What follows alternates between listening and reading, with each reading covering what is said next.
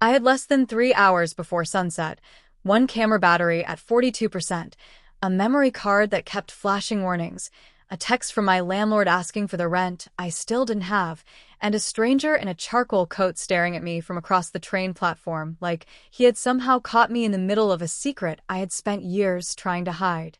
If you've ever had that feeling, that one tiny wrong movement could expose the version of you that only exists behind a locked door, then you already know why I almost turned around and ran. But I didn't run, and that decision changed everything, because by the time the sun finally dropped behind the old city rooftops, I was no longer the man who had stepped onto that platform. I was wearing heels I didn't know how to walk in, lipstick I didn't know how to trust, a dress I had never imagined I could carry, and I was standing in the middle of a storm of cameras, lies, risk, desire, shame, relief, and one impossible question. When the world finally sees the version of you that you've only dared to see in the mirror, do you hide again? Or do you let the light hit your face and stay there? My name is Adrian, and if you met me that morning, you would have described me in the most forgettable way possible. Quiet guy. Freelance photo editor. Keeps to himself. Wears dark jackets even when it's too warm. Answers emails too fast and phone calls too slowly. The kind of person who disappears in plain sight. I had built my life around being difficult to notice because being noticed felt dangerous. Not because I was doing anything criminal, not because I had harmed anyone, but because buried underneath all the safe, neutral, respectable layers of my life was a private world so vivid and so necessary that it terrified me. In that private world, I wasn't just Adrian. I was also someone softer, brighter, freer. Someone who loved the drape of fabric, the click of a heel, the choreography of eyeliner, the private electricity of becoming. Crossdressing wasn't a prank to me, and it wasn't a joke, and it wasn't a costume in the shallow sense people like to use when they don't understand. It was the closest thing I had ever found to honesty that still felt survivable. I had rules. My rules were the only reason my two worlds had never collided. I dressed only at night. I ordered clothes to lockers, never to my apartment. I paid cash at thrift stores across town. I used a second phone for anything remotely connected to that part of me. I kept my makeup in a hollowed-out case behind old camera manuals no one would ever open. I practiced walking in heels on a folded bath towel to muffle the sound. I removed every trace before sunrise. By breakfast, Adrian always existed alone again. It was exhausting, but I told myself exhaustion was cheaper than exposure. The problem with rules is that they make you believe you can control timing. That morning, timing laughed in my face. At 2:17 p.m., while I was color-correcting a wedding batch for a client who had already sent me 6 messages asking if the bride's skin looked a little too warm, I got an email from a photographer named Luca Vale. I knew the name. Everyone in the local creative scene knew the name. He wasn't celebrity famous, but he was the kind of famous that mattered if you lived inside image-making, gallery shows, magazine features, campaigns, whispered reverence. His subject line read, "Urgent. Female model needed before sunset." At first I thought it had to be spam or a mailing list blast sent to the wrong people. Then I opened it. He wrote that his booked model had been delayed outside the city. The concept depended on natural golden hour light, one specific rooftop location, and a look built around transformation, ambiguity, and emotional contrast. Someone had given him my name as a reliable last-minute problem solver because I had once saved a disastrous product shoot by finding a replacement stylist within an hour. He asked whether I knew any woman, any size close to sample medium, who could get to the old textile district by 5:30. He added that wardrobe, makeup, and compensation were covered. The message ended with, "I need someone who can inhabit softness and tension at the same time." I stared at that line until the words felt alive. Softness and tension. No one had ever described my secret better. I should have forwarded the email to someone else. I knew at least 4 women in the creative circuit who modeled occasionally, but my fingers didn't move. Instead, I reread the entire message. Then I zoomed in on the attached mood board. That was my second mistake, or maybe my first act of courage, depending on how you want to tell it. The board wasn't ordinary fashion gloss. It was intimate. Silk against weathered brick. Smudged mascara made beautiful instead of shameful. Hands at a throat. Wind lifting a hemline at the edge of sunset. A face caught halfway between fear and release. It looked like the inside of my head. I closed the laptop, stood up, paced once across my apartment, and opened the closet I usually opened only after dark. Inside, behind 3 boring coats, hung a cream blouse, a navy wrap dress, a gray pleated skirt, and a blush pink satin slip I had never worn outside my bedroom mirror. On the top shelf was the shoebox that contained the black heels I bought 6 months earlier and had been too scared to wear for more than 7 minutes at a time. Looking at those clothes at 2:26 in the afternoon felt like looking at evidence in a trial where I was both defendant and witness. That should have been the end of it. Instead, I emailed Luca back with a sentence I typed, deleted, retyped, and nearly choked on before sending. This may sound unusual, but if your concept can accommodate it, I may be able to help personally. He replied in under 2 minutes. Call me. I didn't want to hear his voice because voices make things real. Emails can still be fantasies. Calls are commitments. But I called. He answered on the first ring. He sounded rushed, sharp, tired, and very alive. Adrian. Yes. You're the editor, right? Freelance editor. And some styling assistant sometimes. Your email said you might help personally. What does that mean? My throat went dry. I could hear traffic behind him, metal clanging, someone laughing nearby, the whole city continuing without any concern for the fact that my life was balancing on one sentence. It means, I said, if you need a model who can fit the emotional direction more than the conventional casting brief, I may be able to step in. Silence. Long enough for me to regret every molecule in my body. Then he said carefully, Do you mean you present feminine? The platform beneath me might as well have opened. Yes. Another silence, but different now, not rejection, not surprise exactly. Calculation. Have you modeled before? No. Do you know how to move for camera? I edit thousands of frames. I know what reads. That's not the same. I know. But I also know what you're trying to capture. He exhaled. Why do you think that? Because your mood board isn't about pretty. It's about the moment before someone stops apologizing for being seen. I heard him stop walking. And that was the first turning point, the first snap in the invisible tension wire that had held my life together for years. Because in that instant, a stranger heard me describe an image and recognized that I wasn't guessing. I wasn't pretending. I knew it from the inside. He said, much quieter. Can you be ready by 5:15? My heart slammed so hard it made my fingers shake. Yes. Text me a recent face photo. No filters. I need to know bone structure and whether Mara can work fast on makeup. Mara, I assumed, was the makeup artist. Panic hit instantly. A recent face photo? In daylight? On demand? I had a few private selfies on my hidden phone, but none polished enough for scrutiny, none meant for another person's eyes. Still, I had already stepped too far onto the bridge to pretend there was no river below. I hung up, locked the apartment door, pulled the blinds halfway, and took out the hidden phone. My hands were clumsy with adrenaline. I chose the least revealing image I had, a soft side angle, minimal makeup, wig. Slightly off-center, lips neutral. Fear visible if you knew how to read it. I sent it. He took 4 minutes to reply. Come. Bring anything you feel strongest in. Mara can build from there. I read that message 10 times. Bring anything you feel strongest in. No one had ever asked me that. Not strongest as a man. Not strongest as an editor. Not strongest as a survival machine. Strongest in what I felt like becoming. The next 45 minutes were chaos. I tore through my closet with the concentration of someone trying to construct a body from parts. I laid outfits across the bed. The navy wrap dress looked elegant but safe. The pleated skirt and blouse felt too office-coated.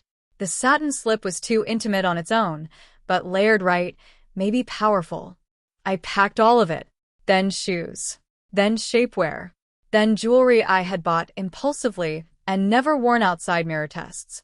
Then the wig case. Then the small pouch of makeup I trusted enough not to betray me under pressure. Each item I packed felt like a confession spoken in fabric. But then the practical terror arrived. What if this was a mistake? What if Luca saw me in person and instantly regretted it? What if the crew laughed? What if someone from my building saw me leave? What if a photo leaked? What if I looked ridiculous?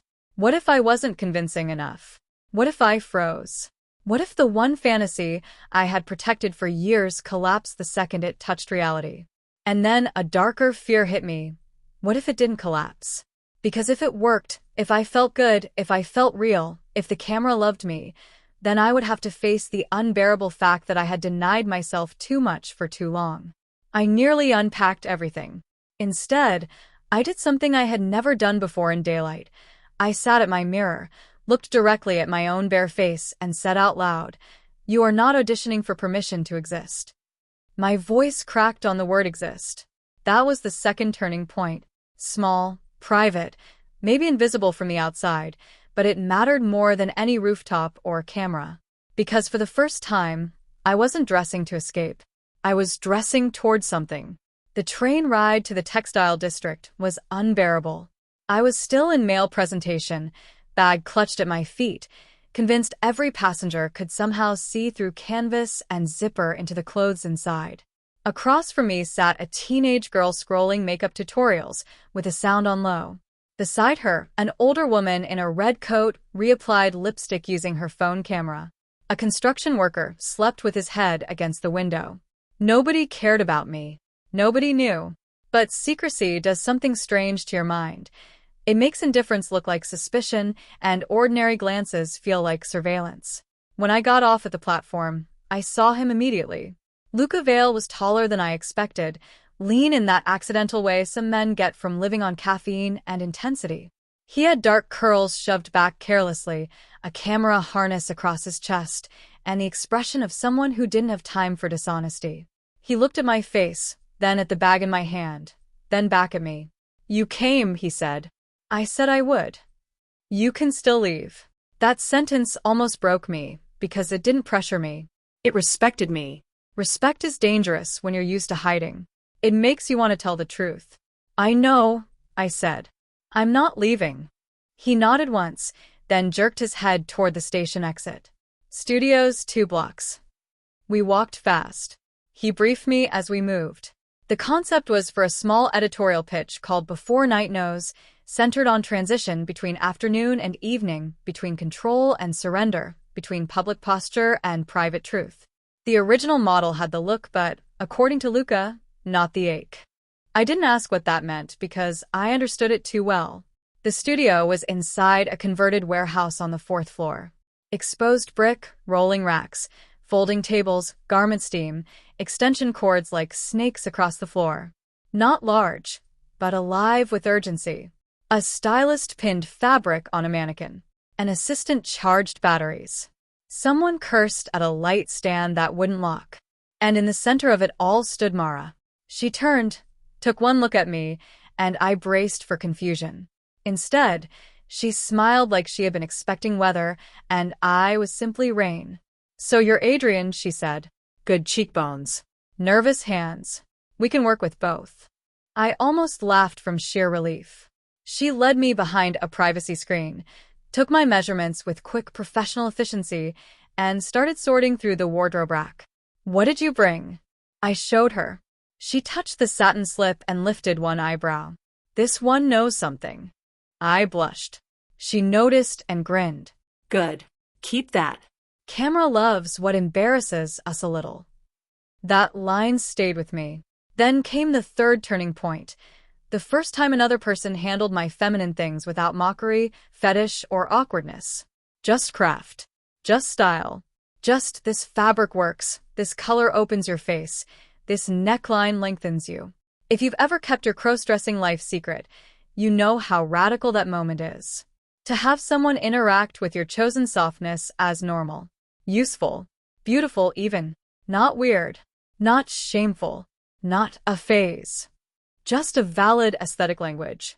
I hadn't realized how starved I was for that until Mara casually held up my blouse against a studio light and said, "This undertone actually flatters you better than the rack pieces." She said it the way a chef discusses seasoning. No drama.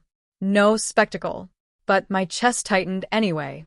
Mara built the look faster than I thought possible. She layered the blush satin slip under a structured charcoal wrap with one shoulder exposed, belted it high at the waist, pinned the drape for movement, and paired it with my black heels. "We're not trying to make you look like someone else," she said while adjusting the neckline. "We're trying to reveal the version of you that already knows where the light is." Then she sat me in the makeup chair. What followed felt like surgery on my self-doubt. Primer, correction, contour, cream blush, lashes cut slightly shorter at the outer corners to keep the gaze human instead of theatrical, lip color softened with fingertip pressure rather than a hard edge. She talked while she worked, and her tone stayed so grounded that my panic had nowhere to perform. "Breathe through your nose. Don't lift your chin when you're scared. It makes the neck hard. You have a habit of apologizing with your eyebrows. Relax them. Pretty is overrated. Presence matters more." Every sentence taught me something. Not just about makeup, but about embodiment. Crossdressing, I realized in that chair, isn't only fabric and cosmetics. It's permission plus technique. It's learning where tension lives in your body and deciding whether to keep carrying it. When Mara finished, she handed me the mirror. I had seen myself dressed before. I had even loved what I saw in flashes. But this was different. She hadn't caricatured me. She hadn't tried to erase me. I still looked like myself, and yet also not like the cramped, fearful self I was used to protecting. I looked like a version that had stopped shrinking. Softer, yes. Feminine, yes. But also sharper somehow, more coherent. My eyes filled before I could stop them. Mara caught it in the mirror. "Don't cry yet," she said gently. "Cry after the good shots." That would have been the perfect moment if life had any respect for emotional pacing. Instead, disaster entered wearing cologne and entitlement. The studio door opened hard enough to hit the wall, and a man in a tailored tan coat strode in holding a phone like it was a weapon. Luca's expression changed instantly. "Jonas," he said flatly. I learned in the next 60 seconds that Jonas was the editorial producer attached to the pitch, the financier's nephew, and the kind of man who treated taste like ownership. He glanced around the studio, spotted me behind the screen gap, and frowned. "Where's Celeste?" he asked. "Not making it," Luca replied. Jonas looked at me again, slower this time, understanding dawning with ugly speed. "No." Just one word. Contempt does not need paragraphs. Luca folded his arms. "We're shooting." Jonas laughed once, sharp. "You're not pitching this with him." With her look, Mara corrected coolly from beside me. Jonas ignored her. "We need sellable ambiguity, not a stunt." I felt every muscle in my body lock. Luca stepped closer to him. "You wanted transition. You wanted danger. You wanted something people feel before they can explain it. This is that." Jonas dropped his voice. "This is a liability." There it was. The word every hidden person eventually hears in one form or another. Liability. Problem. Risk. Distraction. Something to manage instead of someone to understand. That was the fourth turning point, and it hurt. Because up until then, I had been floating on adrenaline and possibility. Jonas dragged the old world back into the room. The mocking world, the transactional world, the world that only accepts difference when it can package it safely or laugh at it publicly. And for one awful second, I believed he was right. Maybe I was ridiculous. Maybe I was an emergency workaround pretending to be an idea. Maybe the fantasy had exceeded the truth. Then Luca did something no one had ever done for me. He said, "If Adrian leaves, I walk." The room went silent. Jonas stared at him. "You'd kill the pitch over this?" Luca didn't blink. "Over integrity? Yes. Don't make this moral. It already is." I wish I could say I stood tall and transformed instantly after that, but growth doesn't happen like movies. Mostly I stood there shaking, trying not to ruin my mascara, while two men decided whether my visible existence was worth losing money over. Yet even in that humiliating stillness, something changed permanently. Somebody with status had chosen truth over convenience, while I was still too scared to choose it fully for myself. Sometimes we borrow courage before we own it. Jonas made 3 calls in the hallway, probably trying to salvage his authority. The assistant pretended not to listen. Mara blotted my lip color and said, "Welcome to fashion." The clothes are rarely the most fragile thing in the room. When Jonas came back, he looked furious but cornered. "One set," he snapped. "If the frames fail, we scrap it." Luca nodded like he had expected no less. We moved to the rooftop just as the city started tipping into gold. Wind lifted the drape of my wrap. Chimneys threw long shadows. A flock of birds cut across the orange wash over the river. It should have felt cinematic. Instead, I was fighting the oldest enemy I had, my body under observation. Every insecurity arrived at once. Hands too large. Jaw too visible. Gait. Wrong. Shoulders wrong. Voice wrong. My instinct was to minimize, to pull inward, to perform femininity as a series of apologies. Luca took 3 test shots and lowered the camera. "What are you doing?" he asked. "Trying not to mess this up." That's exactly what's reading. I've never done this. I know. That's not the problem. Then what is? You're asking the camera for forgiveness.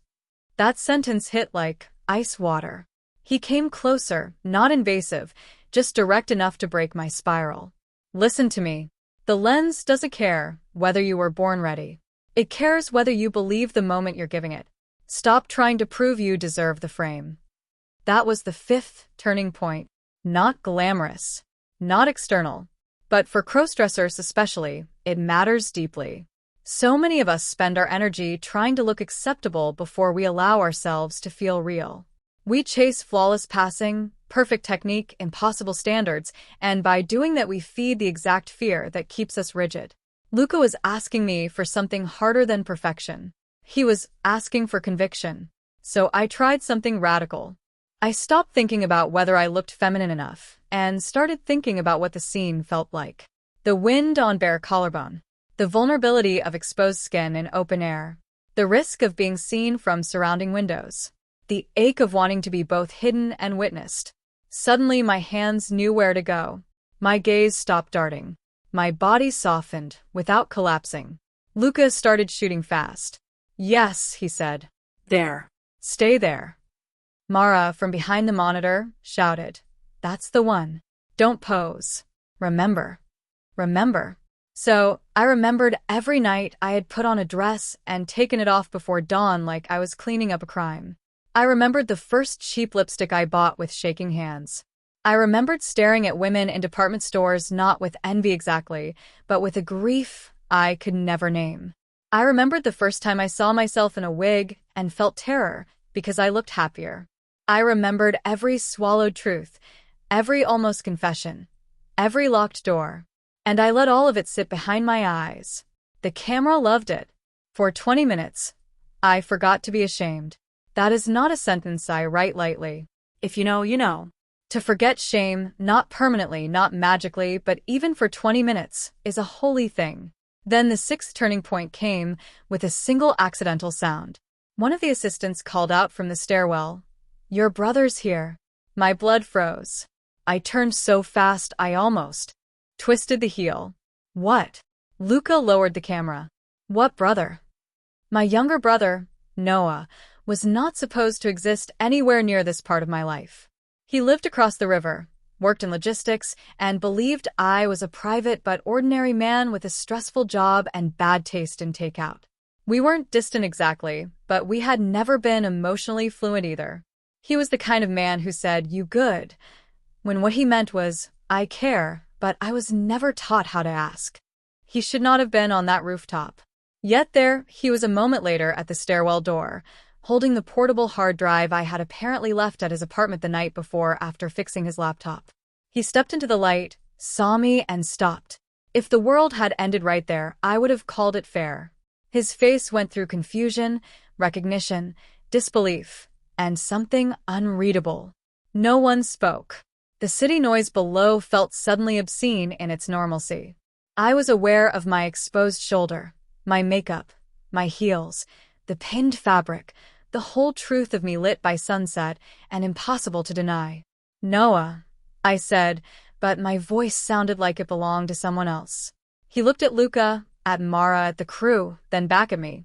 They said Adrian was up here. I am. Brilliant. Truly masterful crisis dialogue. He held up the hard drive mechanically. You left this. Right. Another silence, long and bright and merciless. Then he asked the question I had feared for years, though not in the way I expected. He didn't say, "What the hell is this?" He didn't say, "Are you sick?" He didn't laugh. He just said, very quietly, "How long have you been carrying this alone?" That broke me more than cruelty would have. My eyes filled instantly. Noah. But he shook his head once, like he was the one trying not to cry. I'm serious. How long? I swallowed hard. Years. He looked down for a second, then back up. And you thought I was the kind of brother you had to hide from? I didn't know how to answer because the honest answer was that I didn't know what kind of brother he was. I had protected myself by never finding out. That's one of the hardest lessons in a hidden life. Sometimes we deny other people the chance to love us because we're trying to deny them the power to hurt us. The strategy makes sense. It also leaves you starving. Noah walked toward me slowly, stopping just close enough that only I could hear his next words. You look terrified, he said. I am. You also look more like yourself than I've ever seen.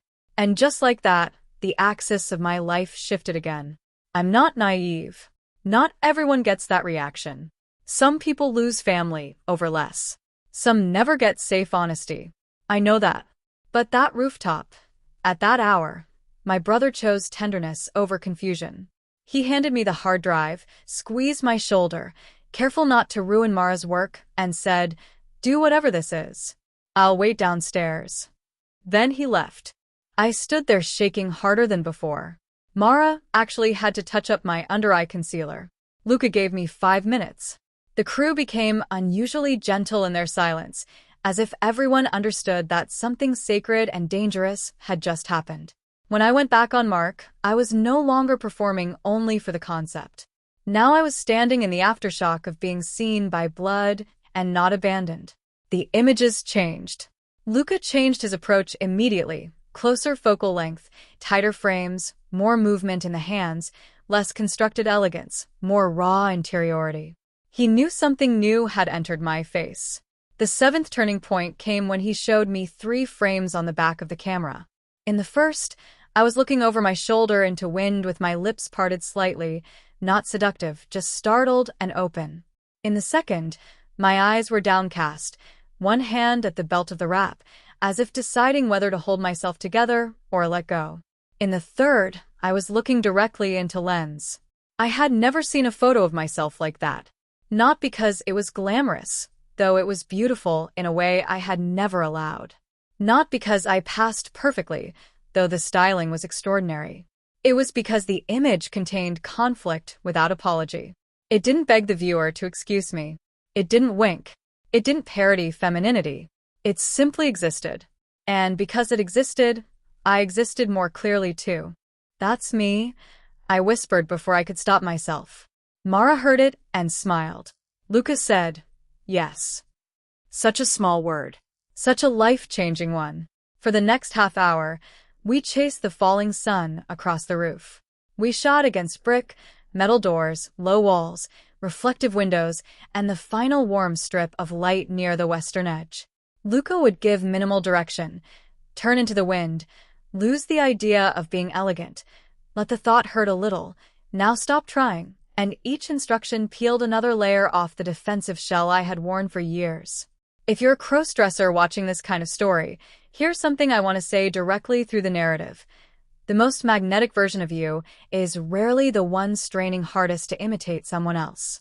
Technique matters. Clothes matter. Makeup matters. Practice matters.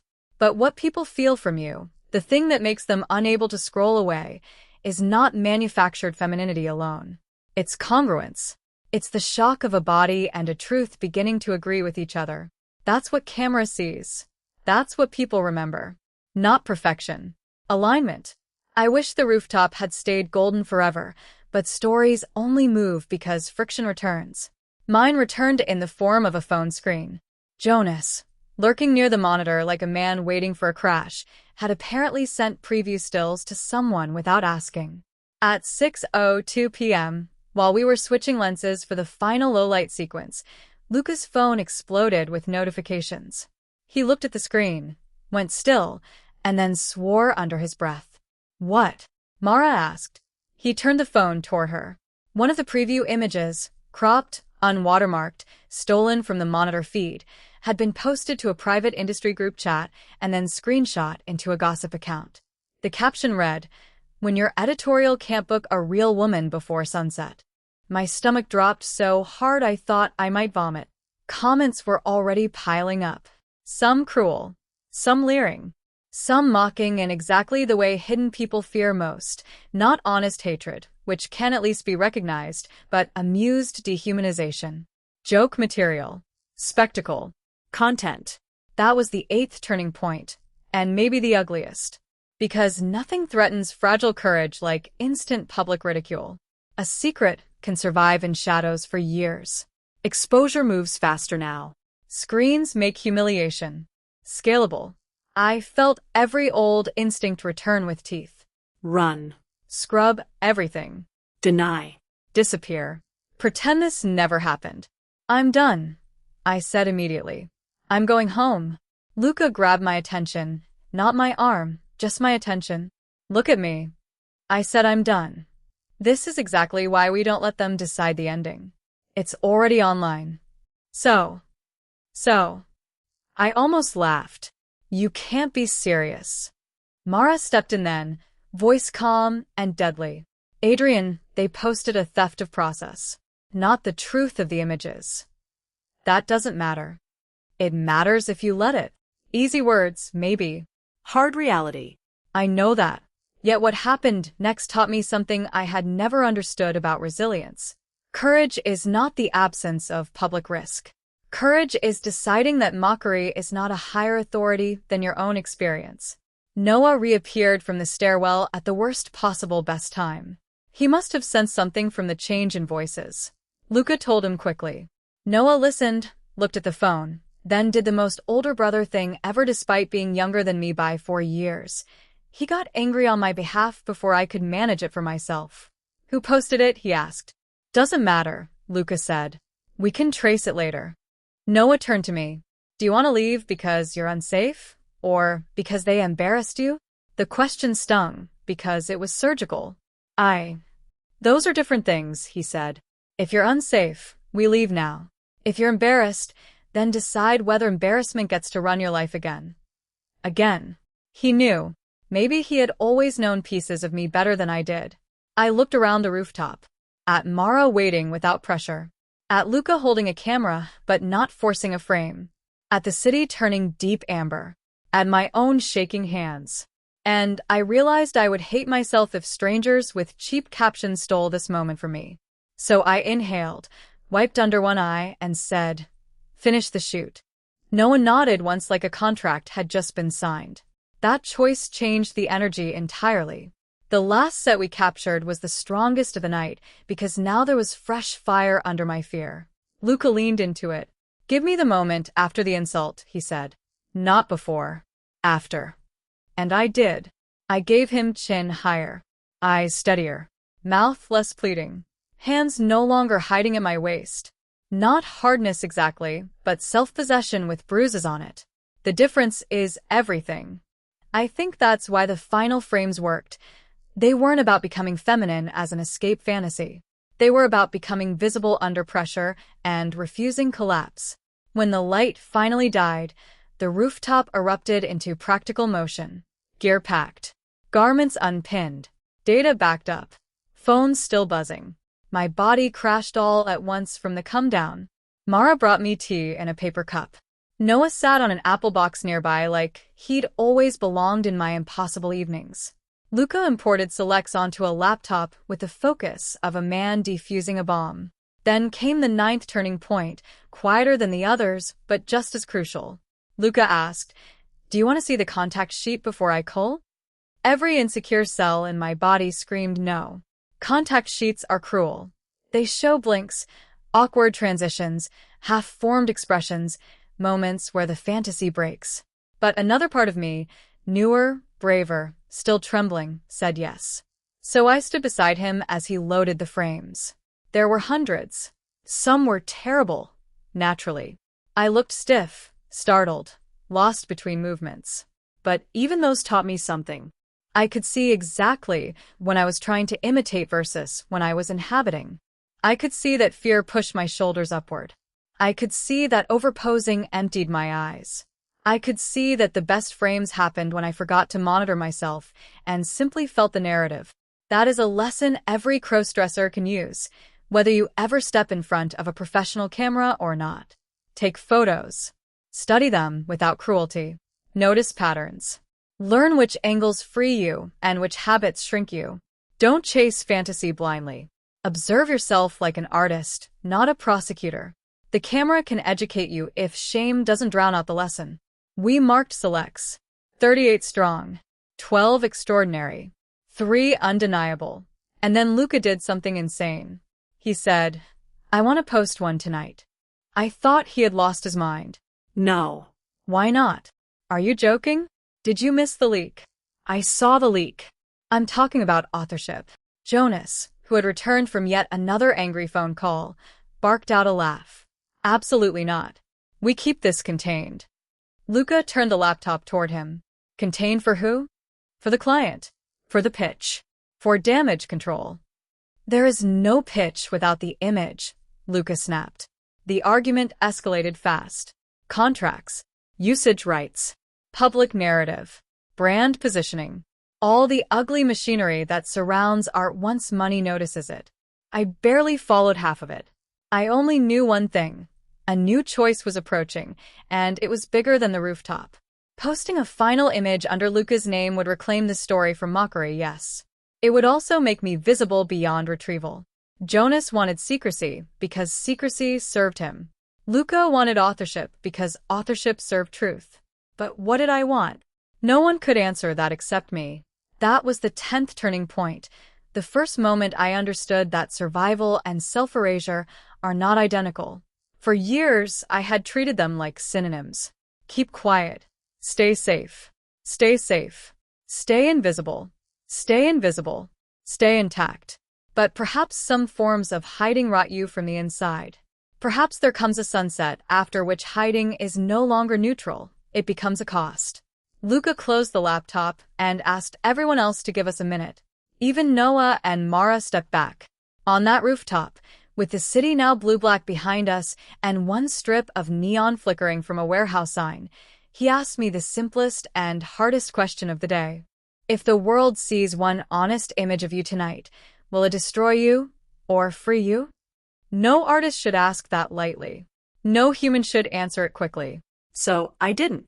I thought about my apartment mirror, my rules, my hidden phone, my landlord, my brother downstairs bringing forgotten hard drives into parallel lives. I thought about every small death I had called practicality. I thought about being mocked. I thought about being desired for the wrong reasons. I thought about being misunderstood. I thought about being relieved. I thought about waking tomorrow and either knowing I had stepped forward or knowing I had stepped back one more time. Finally, I said, I don't know. He nodded. That's honest. And if I say no, then no. The images stay private until you choose otherwise. And if I say yes, then I post one frame with your consent, your preferred name if you want one, and no apology in the caption. Preferred name. No one had asked me that before either. Because yes, there was another secret nested inside the first. In private, in the notes app of my hidden phone, in the folder names of reference photos, in the stupid little fantasies where I imagined booking a hotel room in another city just to walk outside for one evening as myself, I had a name. Not instead of Adrian necessarily, but alongside him. A name that held the softer current. A name I never said aloud. Ilara, I said before fear could stop me. Luca repeated it once, as if testing its weight. Ilara. My entire body went, still hearing another person say it. Would you want that name on the post? He asked. I closed my eyes. And then the 11th turning point arrived, not in the form of a grand speech, but as a tiny internal click, like a lock turning from the inside. I realized I was more afraid of never hearing my truth spoken in daylight than I was of hearing strangers react to it. Yes, I said. When I opened my eyes, Luca didn't smile triumphantly. He just said, "Okay." Respect again. Quiet, dangerous respect. We chose the frame together. Not the prettiest one. Not the safest. The direct one. The one where I looked into lens like I had already survived the worst minute and was still there. Mara corrected one small flyaway hair. Luca did a quick tonal edit. Jonas threatened legal nonsense and was ignored. The caption Luca drafted was 6 words long. Before night, Elara chose the light. I nearly asked him to change it. Too poetic, too revealing, too everything. Instead, I let him post. The first 60 seconds felt like standing on train tracks listening for impact. Then, the comments began. Yes, some were cruel. Let's be honest. People are brave in stupid ways behind screens. But not all of them. Not even most of them. Once the post left the gossip account orbit and entered Luca's actual audience. Photographers praised the emotion in the frame. Stylists asked about the drape. Queer creatives recognized themselves instantly. Several comments simply said some version of, "I needed this tonight."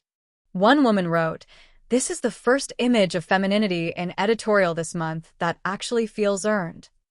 Another wrote, "Whatever story is behind these eyes, I want the full series."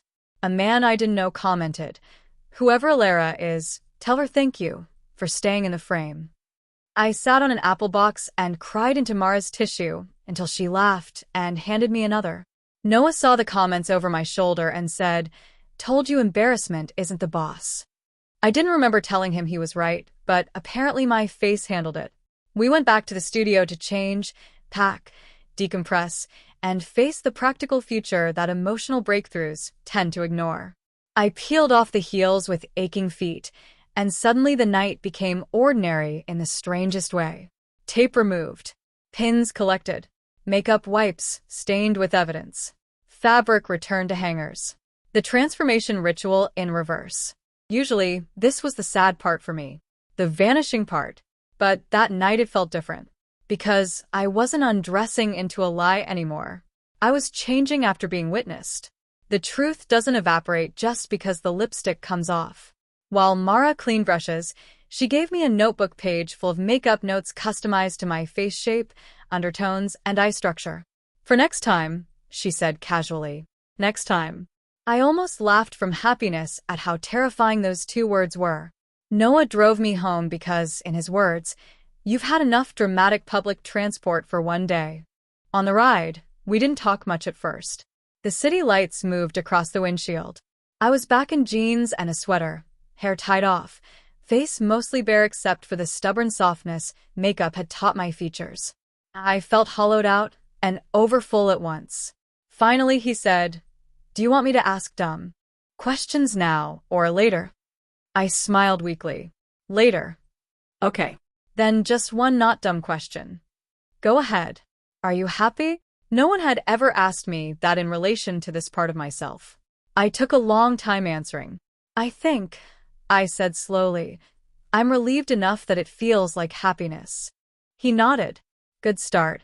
That ride home was the 12th turning point because the story could have ended on the rooftop post, on the image, on the comments, on the cinematic release.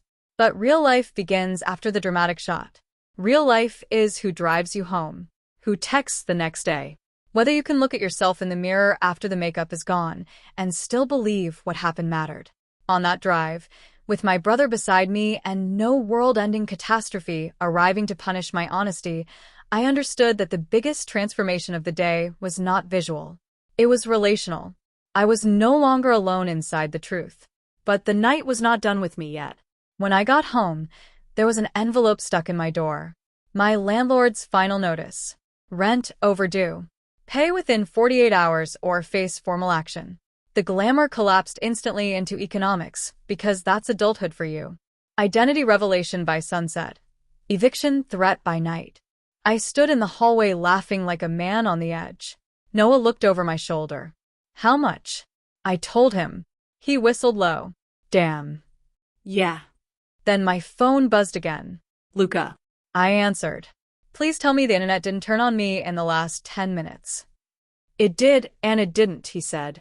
But that's not why I'm calling. What happened? The post was seen by an art director from Varel. I knew the magazine. Mid-tier circulation, high visual credibility, exactly the kind of publication that could launch a small editorial feature into something real. And she wants the series, not just the one frame. She wants to run it digital first with a short accompanying text on visibility and performance, pending your consent. Paid. I leaned against the wall before my knees could decide things independently. Paid. Yes, Adrian. Or Alara. Or both. We can discuss name presentation tomorrow when your nervous system returns from war. I laughed for real then, shaky and exhausted. How much? Noah mouthed silently from beside me. I held up a finger. Luca named the figure. It was enough to cover my rent. I slid down the wall and sat on the floor. Now, if this were a cheap inspirational story, I'd tell you everything became easy from there. It didn't. Let's not insult each other. The next weeks were messy. Very messy. Some people in my wider circle saw the image and pretended not to. Some reached out with genuine warmth. A few were invasive, because visibility attracts curiosity from both noble and ugly places. One former client quietly stopped emailing me. Another hired me faster. Social media became both mirror and minefield. I learned quickly that being seen can feel addictive and terrifying at the same time. I also learned that one empowering moment does not erase years of internal conditioning. I still had mornings where I wanted to burn every trace and retreat. I still feared laughter. I still overanalyzed my jaw in photos. I still worried I was too much or not enough depending on which insecurity woke up first. But I also had data now. Evidence. Not theoretical self-acceptance quotes. Not secret mirror moments. Evidence. A rooftop existed. A brother knew. A photographer saw me. A makeup artist taught me. An image traveled. Money came from truth instead of despite it. I could not unknow any of that. The Varel feature ran 9 days later. Luca's full series was stunning, but what surprised me most was the short text interview they requested from me. They asked careful questions about visibility, clothing, duality, and what I wished people understood about presentation. I answered in the only way I knew how, honestly, without turning myself into a symbol. I wrote that crossdressing had taught me precision, patience, body awareness, emotional honesty, and the difference between performance and embodiment. I wrote that many people assume femininity worn by someone assigned male is either comic, deceptive, or purely sexual, when often it is also devotional, aesthetic, exploratory, and deeply educational. I wrote that clothing can be a language you first speak in whispers before you ever dare use your full voice. That quote got shared more than the photos. The internet is strange like that. Sometimes the line you write while shaking at your kitchen table becomes the handhold someone else was waiting for. Messages came in from people I had never met. Some were young and scared. Some were older and newly honest. Some were wives asking how to support husbands exploring softness without shame. Some were men who had hidden dresses in garages for 20 years. Some were artists. Some were simply people tired of gender being policed by fear. I couldn't answer everyone, but I read enough to understand something bigger than my own story. Secrecy isolates people into thinking their desire is uniquely strange, when in reality thousands are learning the same lessons in different locked rooms. That's why I'm telling this story in first person, exactly like this, because if you are the kind of viewer who clicked on a title like "The Photographer Needed a Female Model Before Sunset" and expected drama, temptation, risk, and transformation, I want to give you all of that, but I also want to leave you with something useful. Here is what I learned, not as a lecture, but as blood-earned truth inside a sunset story. I learned that presentation is skill, and skill can be practiced. Don't let shame rush you. If your eyeliner is uneven, if your walk feels uncertain, if your wig line stresses you out, that does not mean the self underneath is false. Beginners shake. Everyone begins somewhere. I had years of private trial and error before a professional ever touched my face, and even then the biggest improvements came from posture, breath, and permission, not product alone. I learned that femininity is not a single checklist. Mara never tried to force me into cartoon softness. She studied my structure and worked with it. That matters. Crossdressing becomes far more powerful when you stop punishing your body for not being somebody else's and start learning what flatters the body you actually inhabit. That includes silhouettes, necklines, fabric weight, movement, and emotional comfort. If you feel ridiculous, ask whether the outfit is wrong for you, or whether you've only ever been taught to read your own joy as ridiculous. I learned that photos tell the truth about tension. Practice in mirror, yes, but practice in motion too. Film yourself walking. See what your shoulders do. See what your hands do when you're nervous. Most of my early bad looks weren't bad because I lacked beauty. They were bad because I was bracing against visibility. Relaxation is part of styling. I learned that supportive people may exist where fear told you only danger lived. Not always. Again, I know that. Safety must be assessed honestly. But don't confuse uncertainty with guaranteed rejection every single time. My brother was an unknown chapter one had mistaken for a closed book. When the page finally turned, it held love. I learned that mockery online is real, but not sovereign. The internet will always manufacture shallow interpretations because shallow interpretations are cheap and fast. But shallow isn't the same as final. If you let the quickest cruel reading become the official truth of your life, you hand your authorship to people who haven't earned it. I learned that one visible act can reorganize your internal map forever. Even if you later choose privacy again, chosen privacy feels different from fear-based disappearance. After that rooftop, I no longer told myself I was incapable of being seen. I knew I could survive it. That knowledge changes posture, voice, and future decisions in ways larger than one evening. As for Luca, he became a friend in the strange, compressed way creative crises make people family adjacent. We shot together again, intentionally this time, not as an emergency. The second time was less cinematic and more important. No panic. No hostile producer. No surprise brother at the stairwell. Just planning, styling, and a quieter kind of confidence. That's the thing about breakthroughs people don't show enough. The real goal is not to live at rooftop intensity forever. The goal is to normalize what once felt impossible. As for Noah, he kept his promise to ask dumb questions later. Some were wonderfully dumb. Did heels always hurt that much? How did contour work? Was Alara a full-time identity, a part-time identity, or a sacred nuisance? Did I want him to use that name privately? Did I prefer certain pronouns in certain contexts?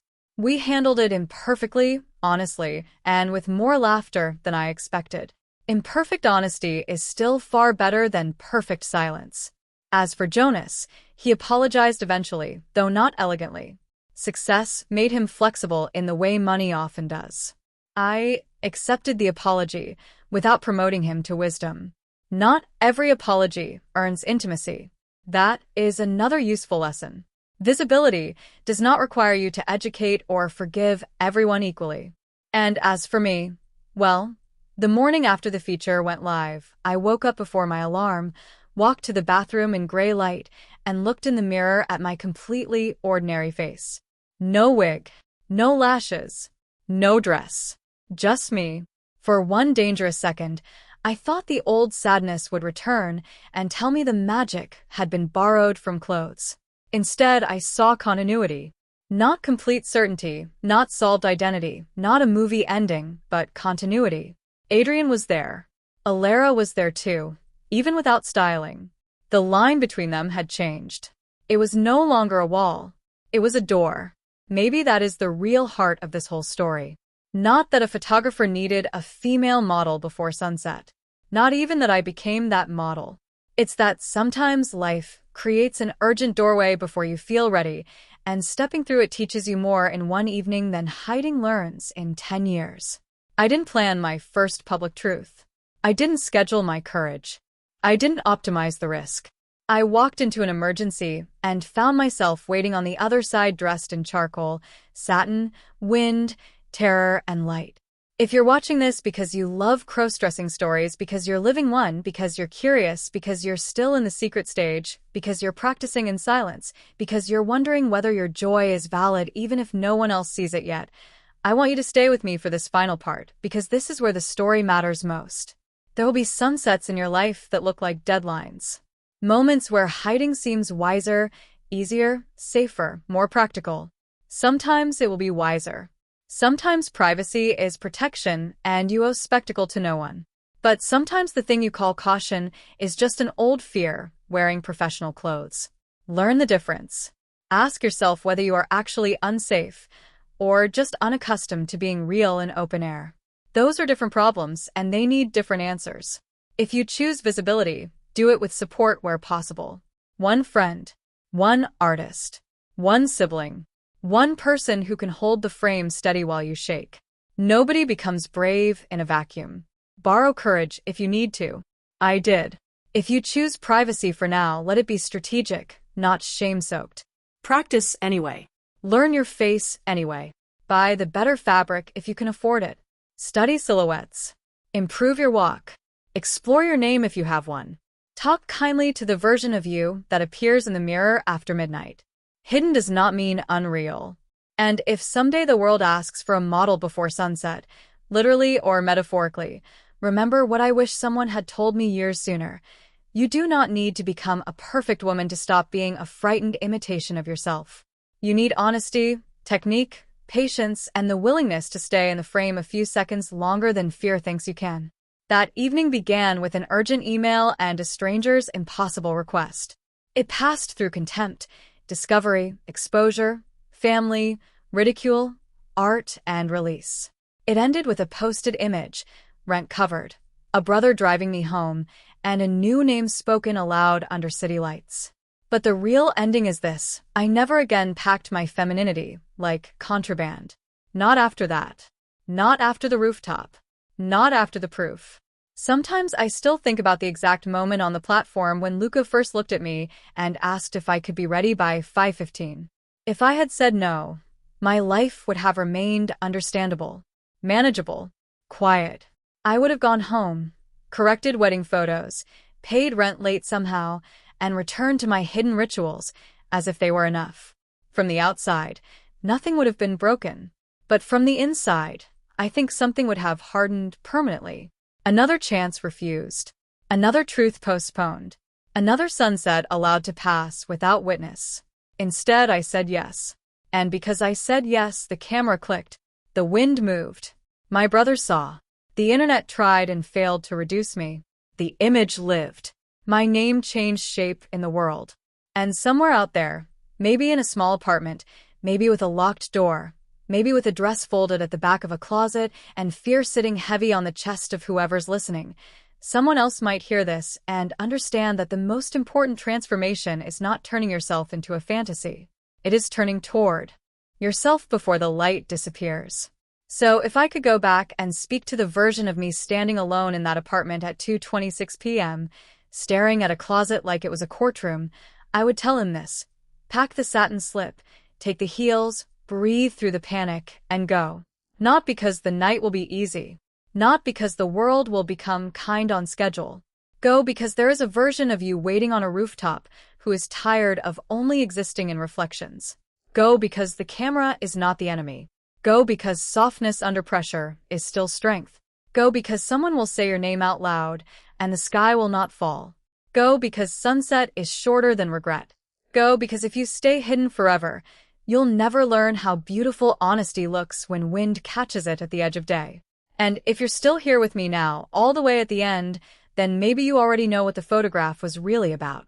It was never just a female model before sunset.